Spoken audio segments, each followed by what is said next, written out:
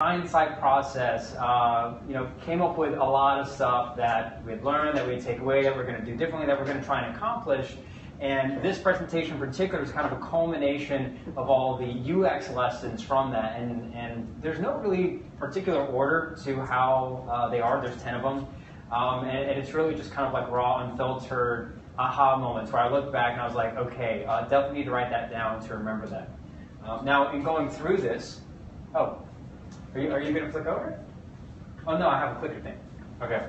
I'm going to practice this. Okay. Before jumping into all of the lessons, though, I am going to do first. Try to use the buttons on the keyboard, just the arrow keys? Okay, yeah, that's cool.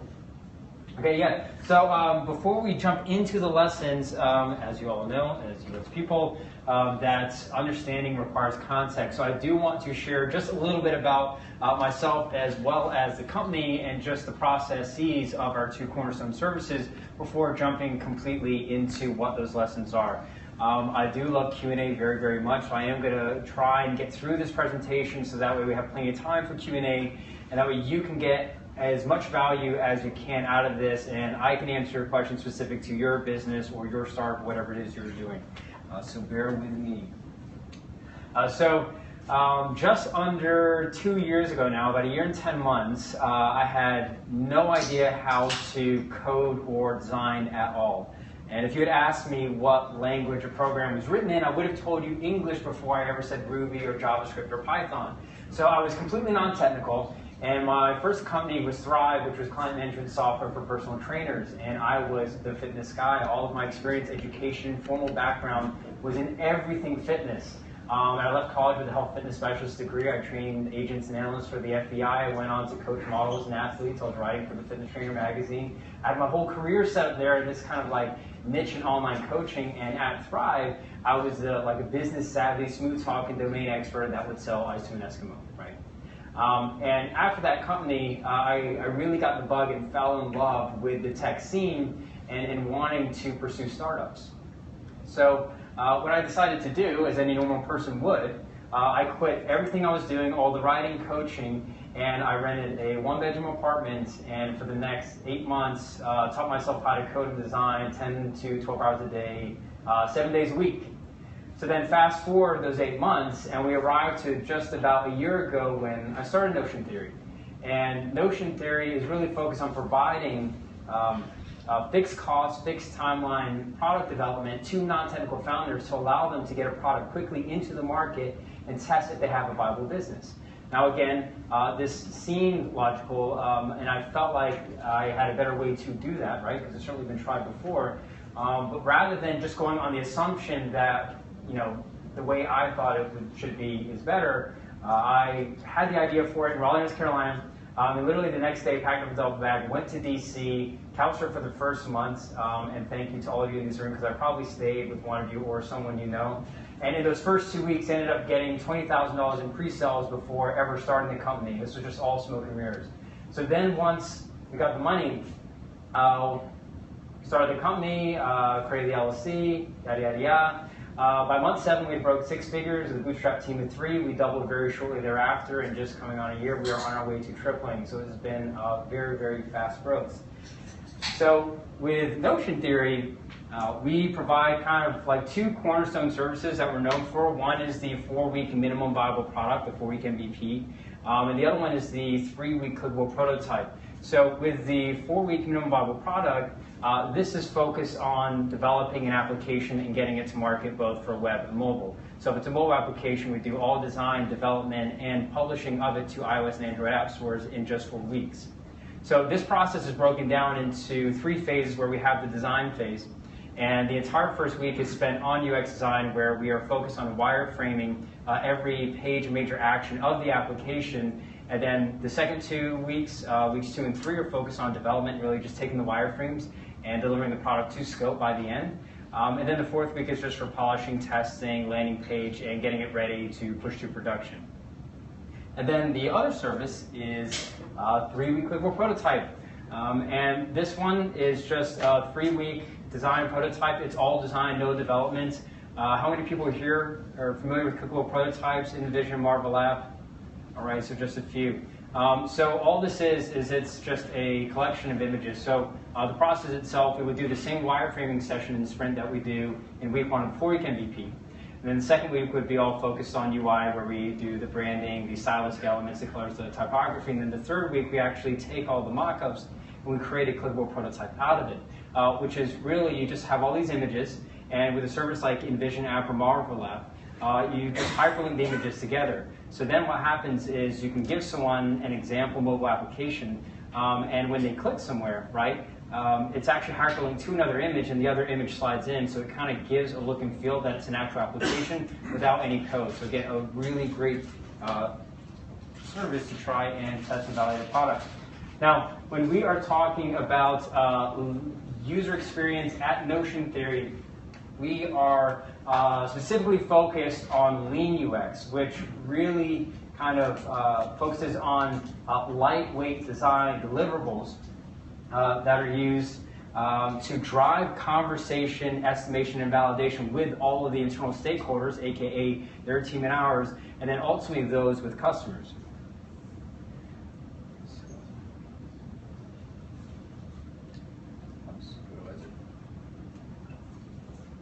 So the approach to this is designed to include all of the team members to help in the problem-solving process, and that's why on every call we have both their team and our team and all the designers and developers that are going to be working on the project on the call. Now, there's many stages at which companies come to us, and there's many different areas of validation, but in any case, no matter what validation they've done or what stage they're at, we always start with the lightest weight design deliverable as a drafted scope of work, which has user stories. So with the user stories, right, we have the account type, which is the user, and then we have the different features in the application, event invitations and event. And this is just an example application that we did it for. But as you can see, the point of the user stories is really to tell the narrative of how the app functions and what the experience is like. So here it says the user shall be able to create an event and give the event these fields, right? And then the user shall be able to invite friends. The user, after choosing to invite a friend, shall be able to blah, blah, blah, right? So again, the whole point of this is that it's the lightest weight design deliverable possible to kind of convey how the product should function and how this experience is going to be like for the user without actually doing the big design yet. And the reason we do that is, I'm just trying to double this up. So again, the reason why the documented user stories are the best lightweight design deliverable to do is because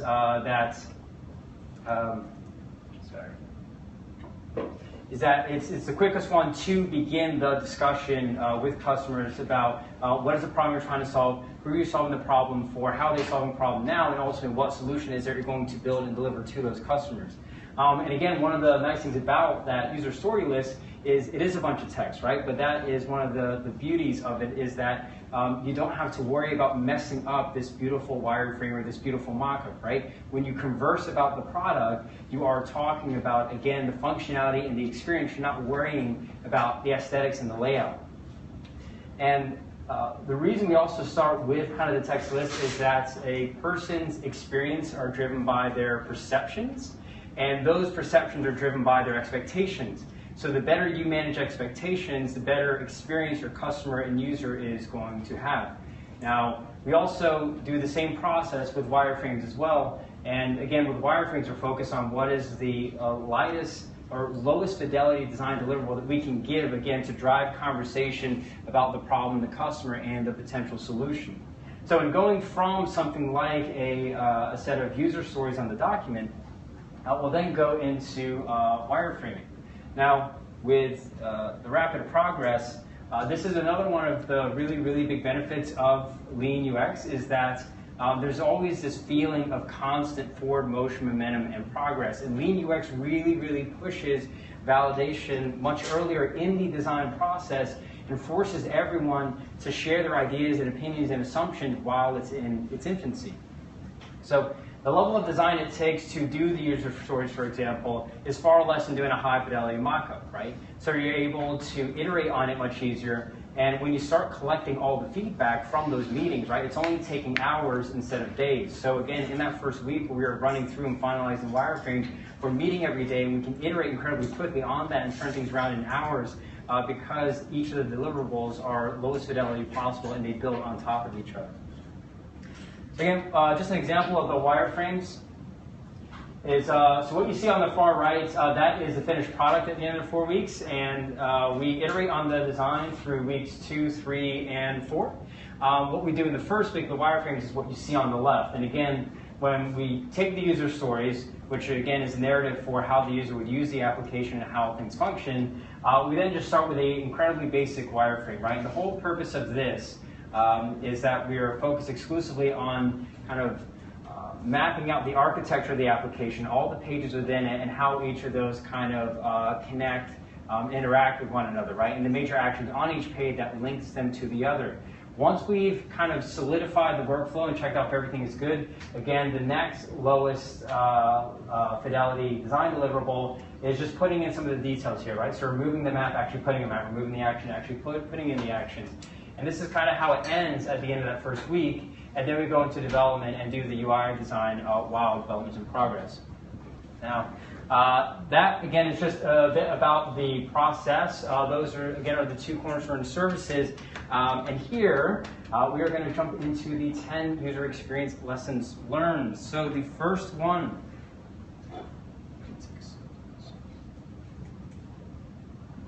is that the interface is not the solution, right? Now, UI is a very large part of UX. And you will certainly find yourself doing quite a bit of visual and interface design when you're going through the process of UX, but UI or UX is not UI, right? And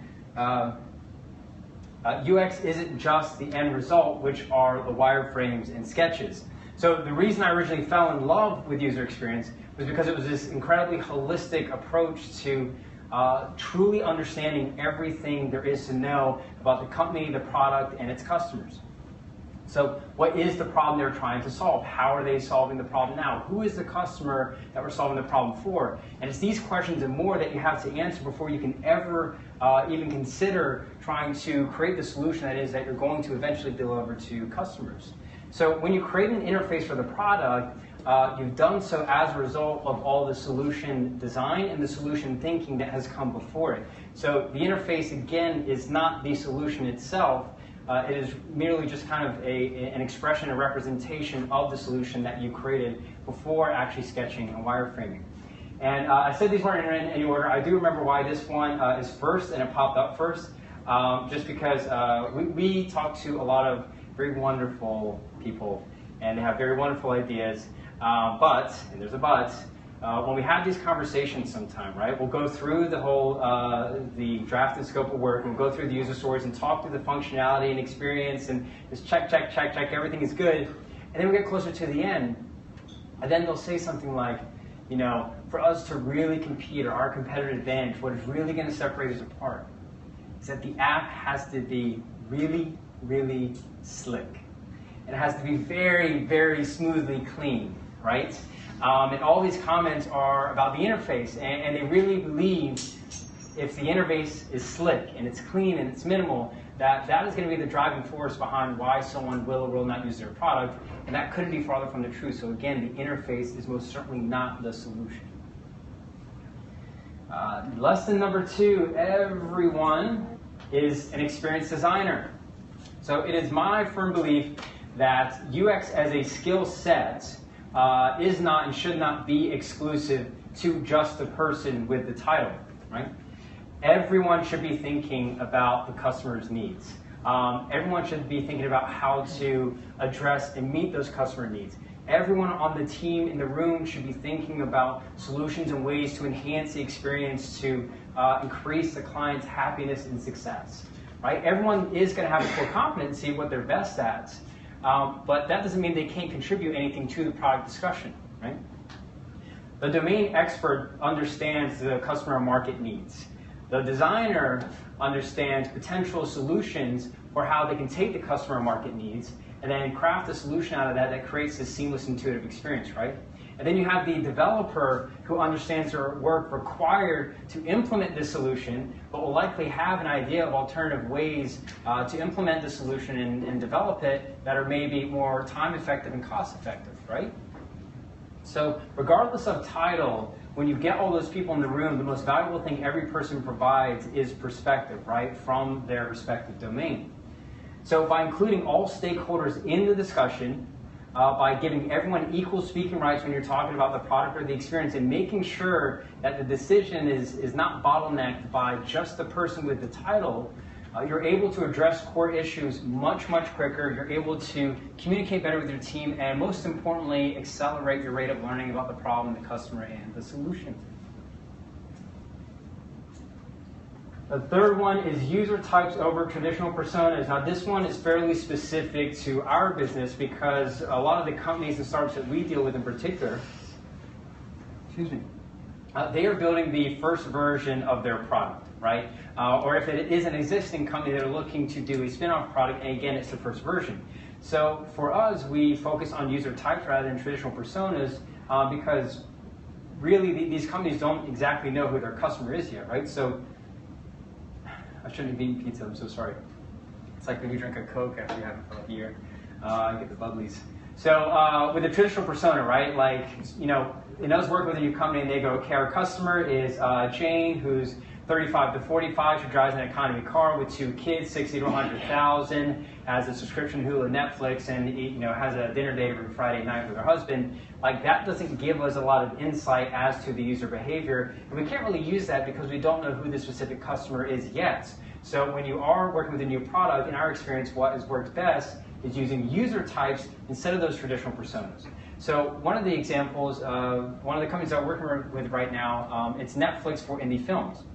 So if we think about user types for this, right, you have the film producer, which is uploading the films, and then you have the viewer who's coming on to view the films, right? So we have those 2 user types, but you can break those user types down into categories on their own, which focus on kind of the intentions for why they're coming to the site and the actions they're taking. So with the user type of viewer, right, we might break that down to a couple of categories, such as viewers who are coming to just find an indie flick for a Friday night dinner and movie, right? Then you might have viewers who are coming to find video series to binge watch. You might have viewers who are writers and bloggers who are coming to find the next big breakthrough movie, right? So in our experience, kind of using user types and categorizing them and grouping gives us far more insight as to the context of why someone is using the application and how they would use it. Next, lesson 4 is be an advocate for the user. UX is about the user, obviously, but UX is also about your team's understanding of the user, and you should really be your customer's biggest cheerleader. So you've heard it 1,000 times before, again and again, you'll hear it here again. You have to be able to empathize with your customer, right? You need to have the ability to understand what it is they're thinking and feeling and what their needs are. If you really want to create an in-demand application in the market, then you really have to wholeheartedly understand what those customer needs are. Now, empathy is just the first part of this, right? Because in advocating for the user, it doesn't just stop there. Once you have empathized with the user, once you have understood their needs and what they want, you then have to empower them, right? You have to give them the solutions and the tools for them to go on and succeed and solve whatever problem it is that they have, and make sure that, again, you're increasing their happiness and their success. Number 4 is that customers should feel really good, awesome, amazing about using your product. Your product exists to solve a problem, right? And when you not only solve that problem for the customer, but you take that painful experience and turn it into a rewarding action, right? Like Charlie Sheen would be jealous of how much winning you were doing. And when a customer has this experience, right, the benefits extend well beyond just the product. But if we're just to look at the product, right, obviously retention increases. These users had a great experience. You solved the problem they had. They keep coming back because the experience is great, and again, it's solving a problem. Now, if you look beyond just the product, right? We're talking about referrals. We're talking about brand evangelists, right? We're talking about marketing power and customer acquisition. So, point in case with our own company is after a year, we do essentially no marketing, and in a year, our customer acquisition cost is basically zero, because the last 22 leads that have come in have all been referrals, primarily from our very own clients or graduates that have gone through us, right? And it's because the experience itself is so good that they want to share with everyone and tell everyone what it's like, tell everyone about the amazing experience they had, and that's what you want to do with your own product, is give them such a great experience that they actually want to go out and share with people and feel obligated to do so and drive that, use that as a driver for customer acquisition for your company. Number 6 is perfect every detail but limit the number of details. So from our experience with startups, people who go big or go home usually end up going home. And whenever we work with a new company or startup, we are focused on answering one question, and that is, what is the absolute smallest possible solution we can build that will deliver tangible value to the customer? And that's the goal of every MVP, is at the end of those 4 weeks, the product that we deliver has answered that question, and what they are putting into the customer's hand is the smallest solution that is delivering tangible value to that customer. Because in this day and age of development, it's not about can it be built, but should it be built, right? And there's certainly a lot of things that you can add, and a lot of things you could do, and a lot of things that might be nice, right? But it's really focusing on the core value proposition of what you're offering and really what makes you unique and different. People reason by analogy. Analogies are great, so we're going to take a hot dog stand. So with a hot dog stand, if you remove the chip selection and you remove the soda selection, you remove the relish, the ketchup, the mustard, the condiments, even if you remove the bun, if your hot dog is that damn delicious, people are going to come regardless if you don't have any of that other stuff, because the product is so good, right? But if your hot dog tastes like doo-doo, it does not matter what chip selection you have, what soda selection you have, what condiments. It doesn't even matter if you serve the hot dog on some fancy sesame seed ciabatta bun, right? Like, people will not come and buy it because the product is not good, right? The core value is not delivering on what was promised. The product never gets skinnier. The first product that you release is the smallest product you will ever release. And it only gets more complex over time. When you introduce a new feature, you are increasing the learning curve for that user, right? No matter what feature it is. Because all of a sudden, I, as a user, I now have to educate myself on what this feature is, what it does, how it fits in, and then it also increases my workflow if I decide to use it, right? Because if I decide to incorporate that feature into my workflow, all of a sudden my workflows increase. Yes, it might bring more value, but principally you've just added more steps for what I need to accomplish, right? So in any case, you have to be really careful about what you put into the product, because it never gets simpler, it never gets skinnier, it always gets fatter and more complex. Now, I'm going to sound a little salty here, because there are some people that believe you can just throw in a bunch of features and then test them, and then take the ones out that you see are, don't really fit or aren't being used that much. This is really, really bad practice, right? Like, if you put in a couple of features, and this is why we advocate for, again, building the smallest possible solution. So you focus on the core value proposition, you understand where to go deep and narrow, find the signals within the noise, and then pursue that, right? Because if you go the other route and you put all of these features in because you've optimized for the 25% you know, right, rather than actually trying to find out the 75% you don't know. You have all these features in the product, and then you have these users that are using them, right? And all of a sudden you decide, okay, well, these couple of features are only being used like 5 to 10%. We'll just remove them, right? No, that's such an ass-foolish thing to do, because these users have spent the time to educate themselves on what these features were. They spent the time to include it in their workflow, and they actually found enough value in it to use it and put it in their workflow, right? And then you are going to come in and say, hey, we don't think this is valuable, we don't think this is best for you, and then just pull it out, right? So again, you can do that. You're going to piss off a couple of customers. It might only be 5 to 10% of your customer base, but you should really care about that, right? You shouldn't do that to people that are taking the time to come on your platform, learn your product, and really find value in those things. So the problem is where you think you know better than the customer and where you think you know what's best for the customer, right? So make sure ignorance doesn't get in the way. Test and validate. So we are going to split this into two, and I wasn't sure if I should put this in a lesson or not, but when we're talking about test and validate, it's specifically testing and validating through design, again, which I don't think is done enough. Part of the reason we created the 3-week clickable prototype, it was with the intention of it actually leading into the 4-week MVP, right? That you would take this clickable prototype, this design prototype, go out there and iterate on the design and really optimize the product before you build it. And the reason we introduced it and why people should test and validate with design rather than a developed product per se is because it's much easier to iterate on, right? If you take a couple of sketches or a couple of wireframes and you go out and you talk to 10 people, after those 10 people, let's just say it takes an hour. Or you come back and you've identified a couple of workflow issues. Maybe there's a feature that needs to be added or some buttons that need to be moved around in the layouts.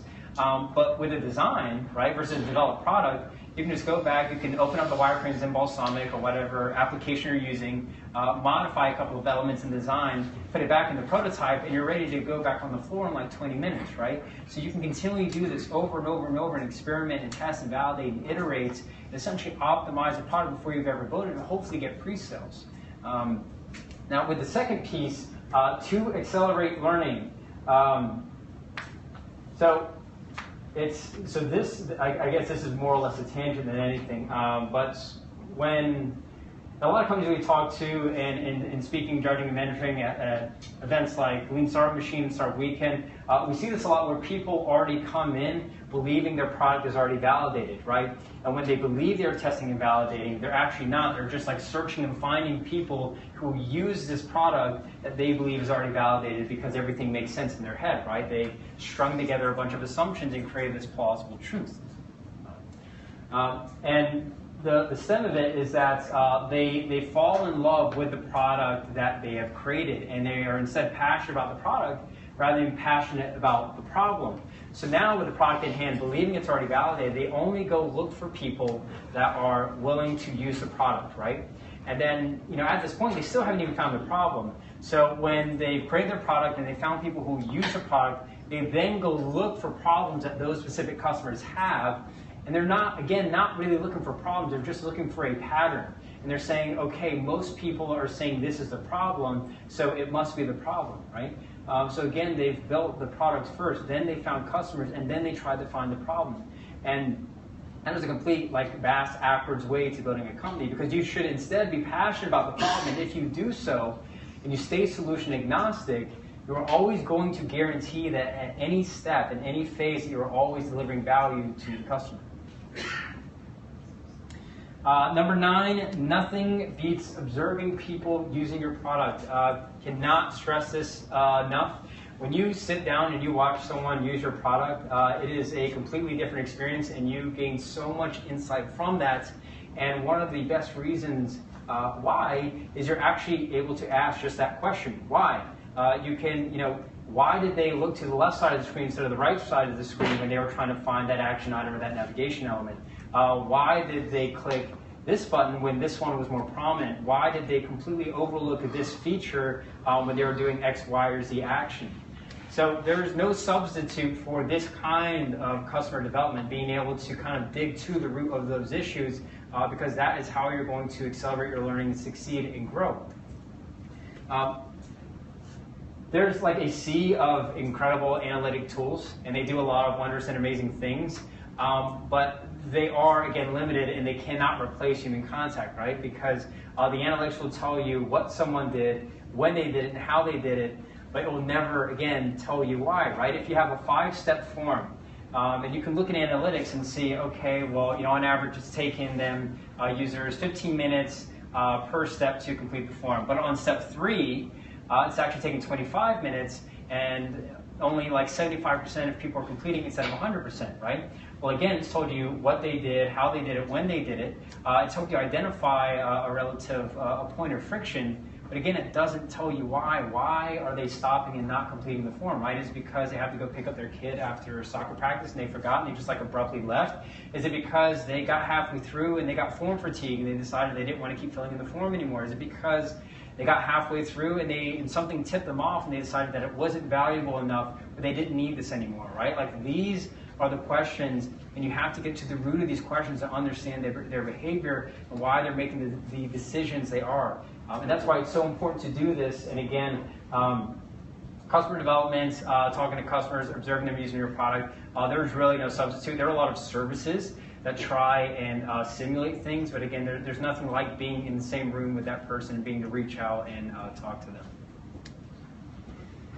And the last one is that the product is never, ever, ever finished. So customers' needs are always changing, and you have to adapt to meet those needs, right? And you can even look to yourself as a customer and realize this, right? How many of you are using products and you've been sitting there and you've thought to yourself, well, wouldn't it be cool if it could do this feature, if it had this feature? And how many times have you maybe started using a product, and as your needs grew, right, you started to look to that product to try and fill that need, and when it couldn't, you looked somewhere else for another product that would do the same thing but also do the other thing that you needed, right? So you do this all the time, and you can best bet that your customers are doing it as well, so you have to make sure that you're keeping a very open communication channel with them and always understanding what their needs are, because again, as they go from, say, a 1 person company to a 5 to a 15 to a 30, right? The needs are changing at each of these levels, and you have to make sure that you're adapting to meet those needs, because if you are not doing so, I promise you someone else will definitely be. And that is it for the presentation. I just wanted to make sure I left plenty of time for Q&A. So I had a question about basically the upstream and downstream from your value propositions, just as an MVP and prototype.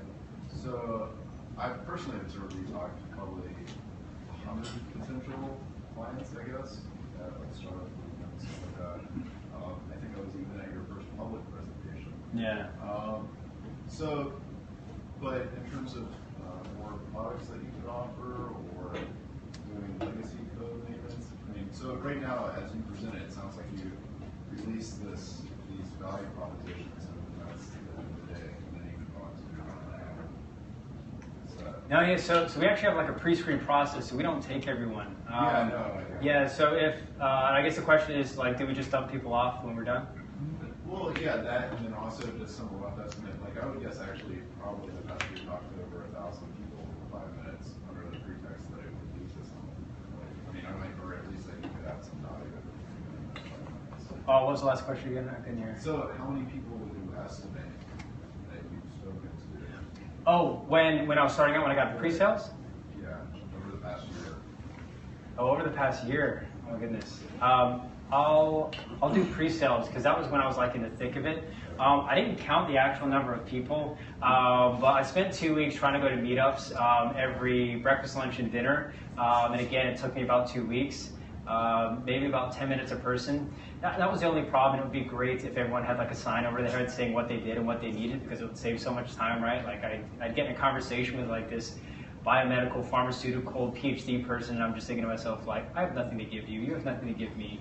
We're going to keep talking for 10 minutes to be polite and then go on to the next person. Gosh, extrapolate that out, average meetup being 2 hours, it was a lot of people just to get 3. Now, with the, after the MVP, we do all design, development, support, and maintenance following the MVP. We don't just dump them off. We're really there until they don't need us anymore. But we help specifically the graduates. So we don't do a lot of custom stuff outside of that. We kind of find these graduates. We have a pre-screen process. If we don't think you have like good founder quality or that you're that committed to your product, then we're not going to take you. If we think the idea is pretty garbage, then the same thing. We're going to turn you away and say, maybe you should try doing something else or think about something else. We are a little upfront and abrasive, but the best thing that's came out of it is every single client that we've worked with, we absolutely love because we've been able to pick them and they've picked us. So it's been kind of a mutual thing. think that might have answered your question, I don't know. Sure. Yes? You talk about the other end of that, in terms of where you leave them off. Have you gathered any intelligence about how well you've left them off, how successful it's been, what they've done next? Yeah, so a couple of success stories. One is ReadEngage, or a ed tech company out of Illinois. What they do is, in a classroom, the teacher assigns reading assignments to the child, and usually you have the questions in a textbook that come at the end, and they actually kind of like plant them within the text itself, and the kids can select these questions and answer them. And part of it is highlighting, you're supposed to make guesses as to what will happen based on some sort of evidence. And they're able, the teacher able to see in real time kids highlighting things and making comments. It's essentially this heat map of what people are highlighting and commenting on. And they can see the outliers and help the kids improve their literacy before they get an F on the test. And with them, they got the product, they piloted in 2 schools, and then from there they went to a conference. It was funny because they had like 2 people, they had a room, they were doing 3 presentations that day, and they had about 2 or 3 people in the first presentation. Then the second one had 15, and then the third one was completely booked, and they had people all standing up, and they had close to about 40 teachers. And out of that came a contract with a school where they have now 1,000 students. Another one is Supercode. They've been featured in Time Magazine, The Guardian, Today's Show. And what they do is when you have leftover ingredients, you just add leftover ingredients with what you have available, and it tells you all the recipes that you can cook with your leftover ingredients, opposed to reduce food waste. They're getting close to about 250,000 monthly uniques. But in terms of like the experience on the team, the CTO has worked at the Department of Defense, Booz Allen, managed teams of up to 50 people. So it's one of those things where we're able to help them as small as they are, but also as big as they are. Did that answer your question or no? But I'd also be curious, has your method failed or helped someone discover that they don't have a problem? Oh yeah. So I mean that's happened, gosh, I think twice now, where the product was delivered to markets and it ended up being that it wasn't necessarily the right product.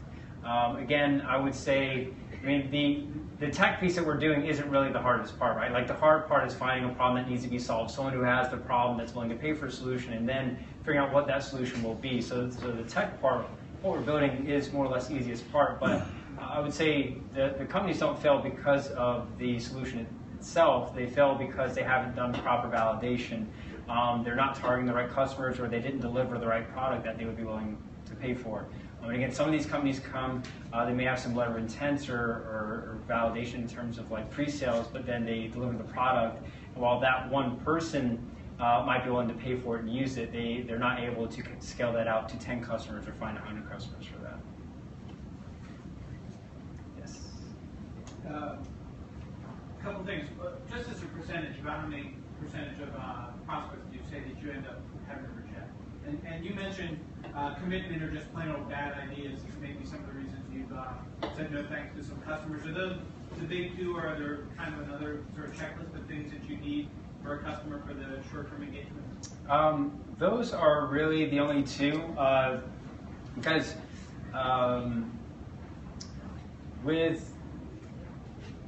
the first 2 customers we had, we did not have a pre-screen process. They, as founders, weren't that committed, and it turned out to be an incredibly large headache. So they were the reason we put in the pre-screen process, is to not fall in that situation again. Those are really the primary 2 reasons that we don't accept people.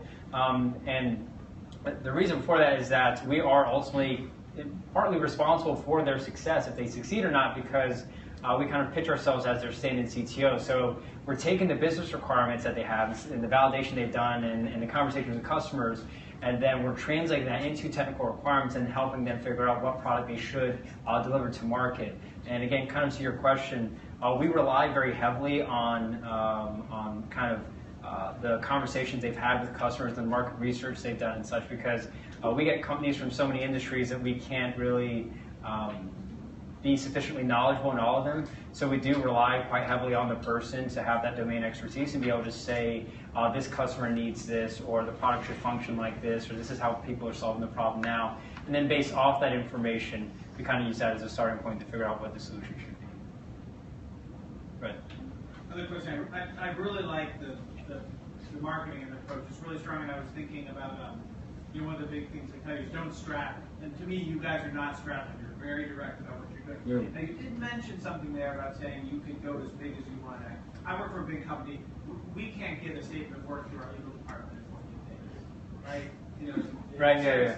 And so I was just wondering, is that a challenge? Do you guys do that type of thing where you take a DoD engagement or something where, this model would have nothing to do with it, I don't think, right? You have to be fundamentally different, or do you really kind of stick to this approach?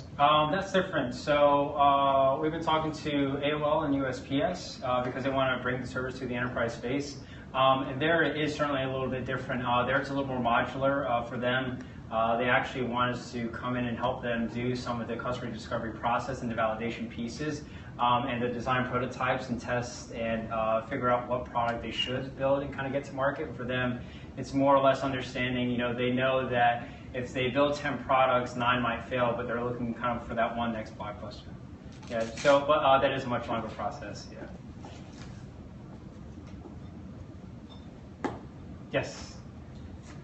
You mentioned different user types as being part of the process, identifying the different user types.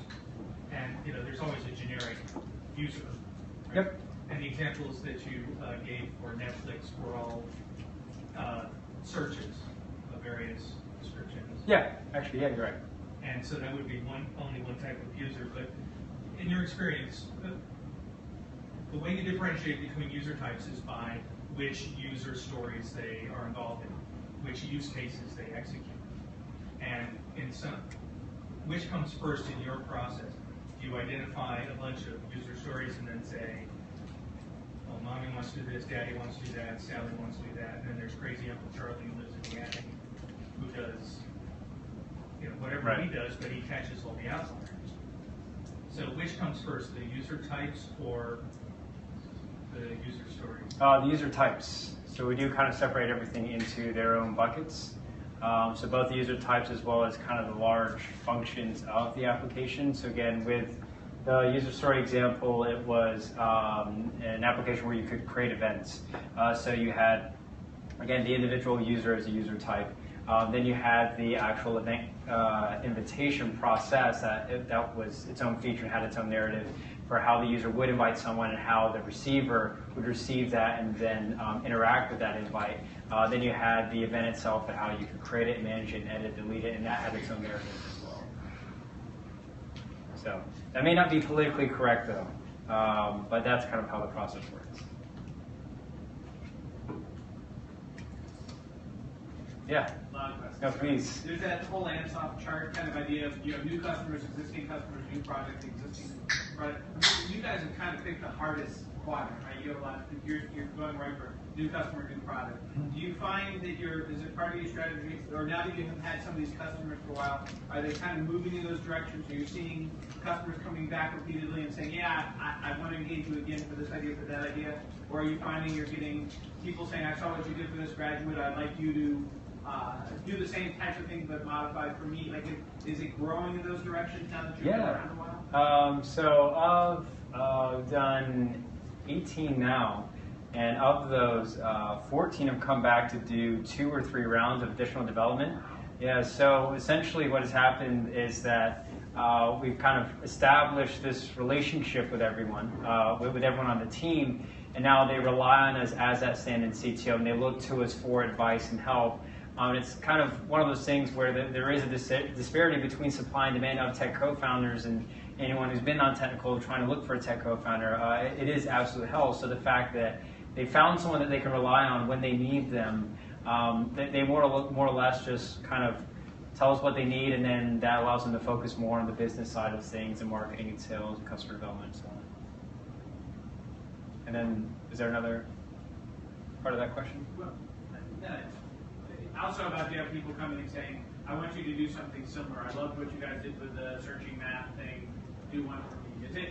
That's maybe less, you're saying it's really repeat customers? Oh, no. A lot of new customers. No, I mean, just with those, it's always new customers. I think that's one of the hard things about the business is that we're targeting specifically like more early stage startups. We don't expect them to come back, right? And that's one of the challenges is we do have to find a lot of new business. It is very cyclical. That same startup is not going to come to us, 3-4 times within the year, if that. They might come and do some continuing development if they need it. But almost all of our customers have a full-time job, and we're kind of like the part-time, full-time solution for them to kind of get a product and go test it out and see if it's worth pursuing.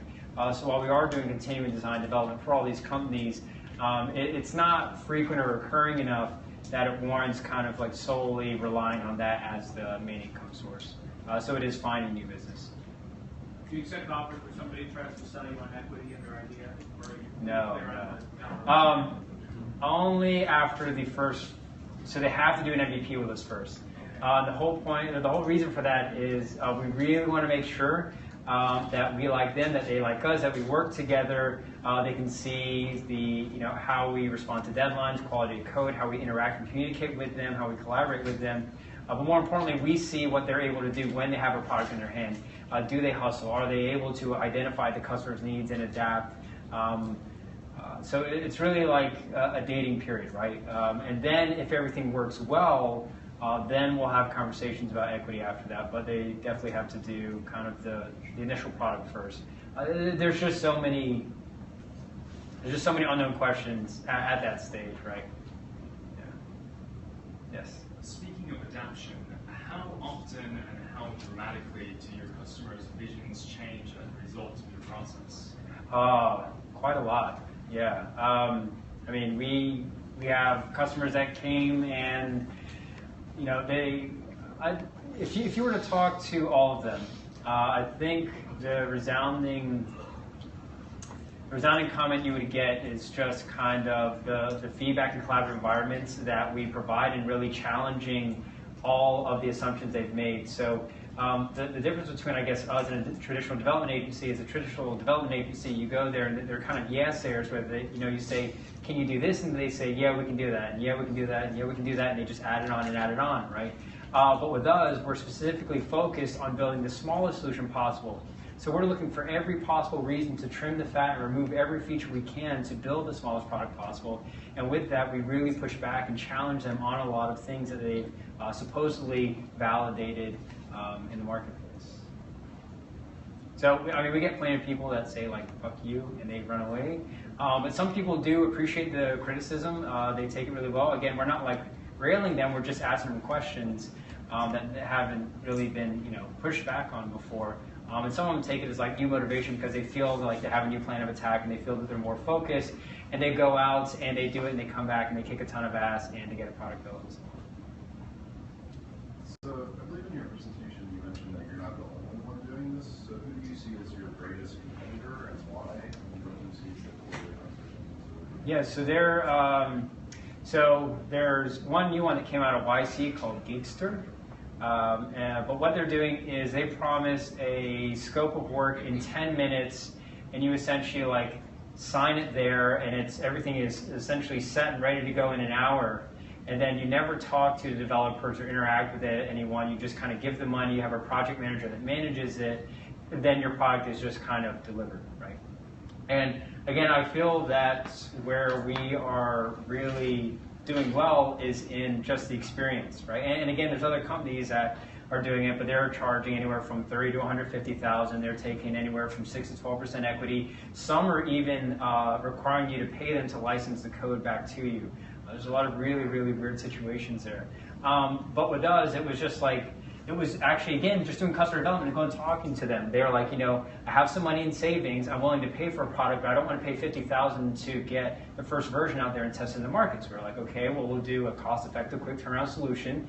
And they're like, I don't want to give up, a bunch of equity because I don't know if it's going to work. And I was like, okay, well, we'll do, again, a low-cost, quick turnaround solution where you don't give any equity, and then that allows you to get a product in the market, and you can decide from there what you want to do. So the company and product itself was really built off of, again, the needs of the customers, and we understood that. Again, we were empathetic about what their needs were and the problems they were having in the marketplace, and then turn around to do that.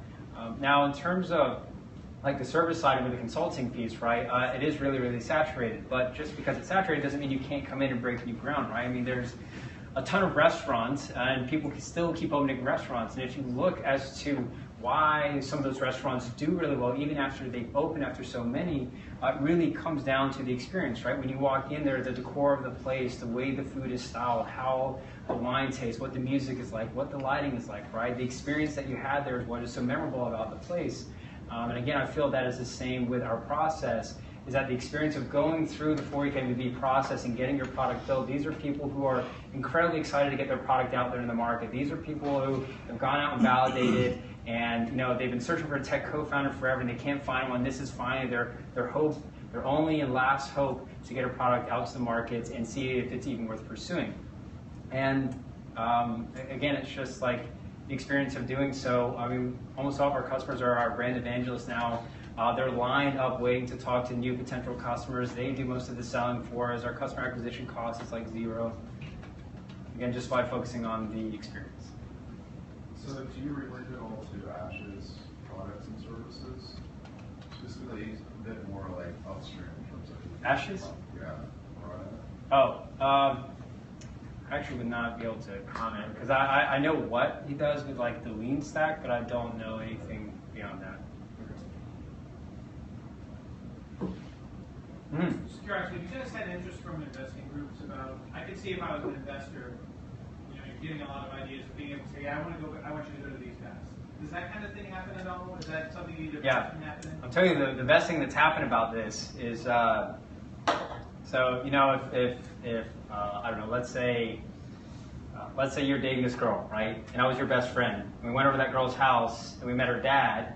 He would point the shotgun at you, but he would give me a fist bump, right? And I'm cool because I'm not trying to take anything from him. But he's really, really worried about you. And that's kind of how this situation is, where the investors are coming to us, and we're kind of this vetting process for them, right? Where this startup is wanting to take money from them, so they're a little wary and cautious about that, and they're charging them really hard. But then they're looking to us and saying, hey, what do you think about these guys, right? They're sending us clients. And they're like, okay, the idea is interesting. They look like cool people, but I need to see what they do. Can they hustle with a product? And they'll send them to us, and then they'll essentially get an MVP built, and we'll actually vet the people for them, right? And say, okay, good founder, decent idea. We get them a product, and the investor with a minimal 12K investment can say, okay, this product has a lot of merit. This founder was actually able to do something with a 12K product. 250 grand is going to be no problem. I'll sign the check now.